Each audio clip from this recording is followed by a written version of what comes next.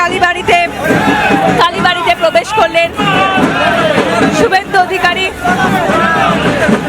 একেবারে অভিক এই মুহূর্তে দেখতে পাচ্ছ শুভেন্দু অধিকারী বিরোধী দলনেতা, তিনি এই মুহূর্তে ফিরিঙ্গি কালীবাড়িতে এসে পৌঁছলেন এবং সেই ছবি আমরা এক্সক্লুসিভলি দেখাচ্ছি।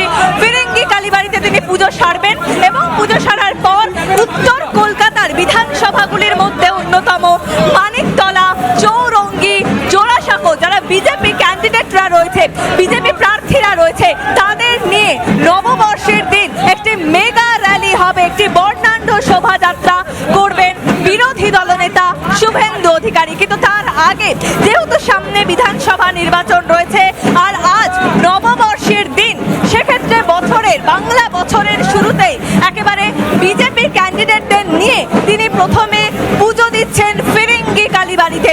ফিরিঙ্গি কালীবাড়িতে পুজো দেওয়ার পর সরাসরি একদিকে মানিকতলার বিজেপি প্রার্থী তাপস রায়, চৌরঙ্গির বিজেপি প্রার্থী সন্তোষ পাঠক, জোড়াসাঁকো বিজেপি প্রার্থী বিজয় ওঝা, প্রত্যেককে নিয়ে তিনি একেবারে সরাসরি একটি বর্ণাঢ্য শোভাযাত্রা করবেন। অবশ্যই প্রচার নয় আজকের দিনে, কিন্তু আজকে এক অন্য রকমের বর্ণাঢ্য শোভাযাত্রা তিনি করবেন এবং বিরোধী দলনেতার নেতৃত্বে এই বর্ণাঢ্য শোভাযাত্রা অনুষ্ঠিত হবে আর কিছুক্ষণ পর।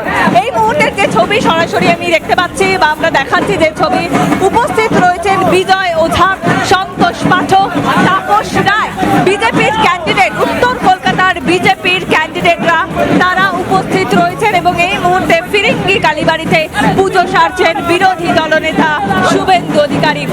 দাদা, আজকে মমতা বন্দ্যোপাধ্যায় নববর্ষের দিনও প্রচারের কথা বলছেন, তিনি ভয় পাচ্ছেন কোথাও? হেরে যাবেন, নিজেও হারবেন, ওনার দলও হারবেন।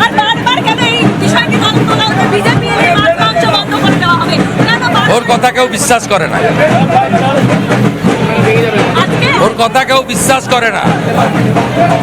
অমিত শাহজি সেদিন বলেছেন, আপনারা যারা প্রশ্ন করছেন আপনারা কি এটা বিশ্বাস করেন? আপনারা যদি বিশ্বাস করেন না, কেন মমতার মিথ্যাচারের প্রশ্নগুলো আমাদের করেন?